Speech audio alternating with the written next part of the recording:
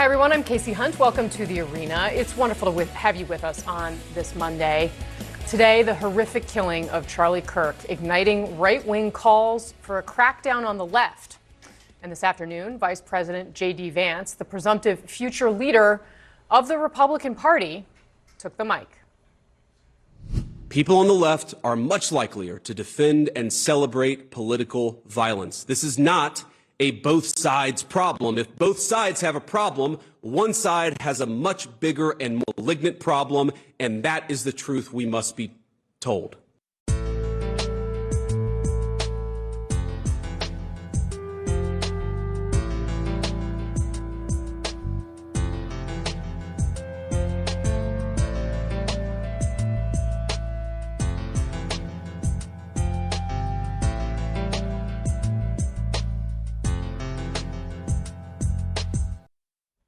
That was the vice president guest hosting the late Charlie Kirk's podcast.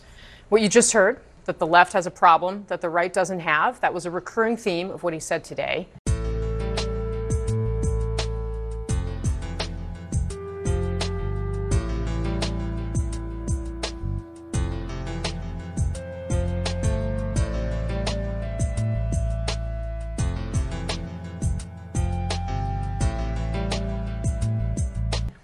Vance also spoke, though, about his personal experiences with hostility from the left.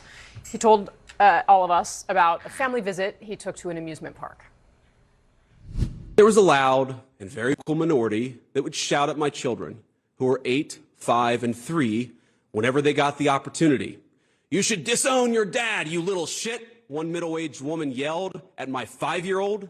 "Tell the Secret Service to protect the Constitution, not your father," screamed another. After Charlie died, one of his friends and one of our senior White House staffers had left-leaning operatives in his neighborhood passing out leaflets telling people what he looked like and where he lived, encouraging neighbors to harass him or, God forbid, to do worse. While he was mourning his dead friend, he and his wife had to worry about the political terrorists drawing a big target on the home he shares with his young children. Are these people violent? I hope not. But are they guilty of encouraging violence? You damn well better believe it. We can thank God that most Democrats don't share these attitudes, and I do, while acknowledging that something has gone very wrong with a lunatic fringe, a minority, but a growing and powerful minority on the far left. Minority, lunatic fringe. The vice president there acknowledging that it's not most people on the left who are shouting at children or celebrating an assassination. Still, Vance went on to argue that extremism on the left is, quote, growing and powerful. And if you listen to what he says next, it really makes the path out of this wilderness seem all but impossible to find. There is no unity with people who scream at children over their parents' politics. There is no unity with someone who lies about what Charlie Kirk said in order to excuse his murder. There is no unity with someone who harasses an innocent family the day after the father of that family lost a dear friend. There is no unity with the people who celebrate Charlie Kirk's assassination. And there is no unity with the people who fund these articles, who pay the salaries of these terrorist sympathizers, who argue that Charlie Kirk, a loving husband and father, deserved a shot to the neck because he spoke words with which they disagreed. The writer accuses Charlie of saying, and I quote, "Black women do not have brain processing power to be taken seriously." But if you go and watch the clip, the very clip she links to, you realize he never said anything like that. He never uttered those words. If we would have said that Joy Reid and Michelle Obama and Sheila Jackson Lee and Ketanji Brown Jackson were affirmative action picks, we would have been called the racist. But now they're coming out and they're saying it for us. They're coming out and they're saying, I'm only here because of affirmative action. Yeah, we know. You do not have the brain processing power to otherwise be taken really seriously. You had to go steal a white person's slot to go be taken somewhat seriously. But if you go and watch the clip, the very clip she links to, you realize he never said anything like that. He never uttered those words. You do not have the brain processing power to otherwise be taken really seriously. You had to go steal a white person's slot to go be taken somewhat seriously. Mo, you've been nodding, and then Lulu will weigh in. No, I think everything David said is absolutely right. We have to, and in this era of social media and algorithms, we've stopped putting human faces on our opponents. And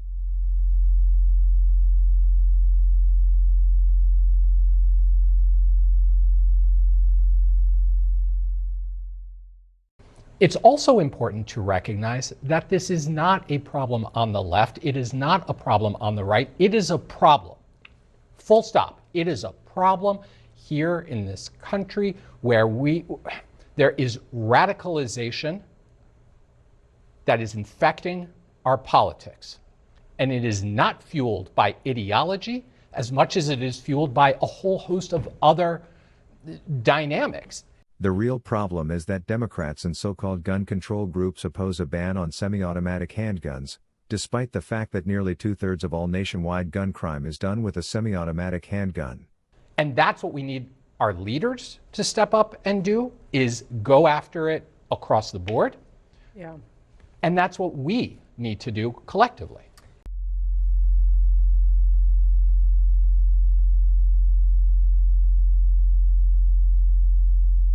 The problem is we're becoming more and more isolated within our communities, and it's harder to even see, acknowledge, experience, interface with those who are not like us, right? You're right. We are in an algorithmically calcified era of us versus them.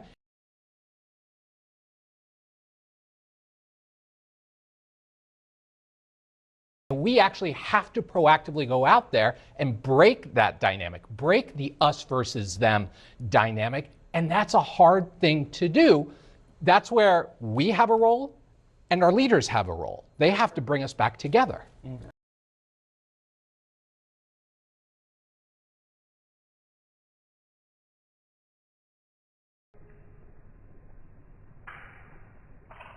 So, of course, there can be no unity with a celebration of Charlie Kirk's assassination. Of course. It does beg the question, though, how can we get to a place where the voices that we're hearing, the voices that we are listening to, the ones that define our nation, are not the ones that are most extreme of all? Because as Vance himself said, this is a minority, a lunatic fringe, his words. How do we all get off our phones, back to our real lives, where we can see each other for what we are?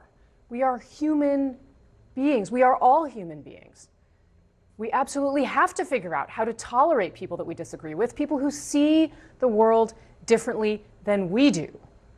How do we see the people that we can have unity with?